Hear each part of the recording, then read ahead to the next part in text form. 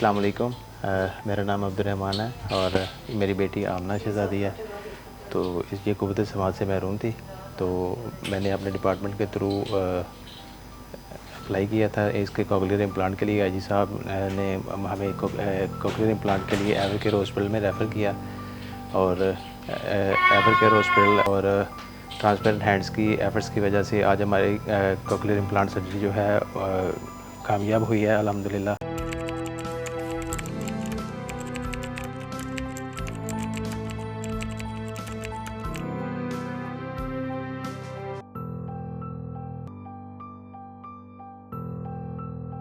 Subscribe to my channel and also press this bell icon so you can get latest video notification.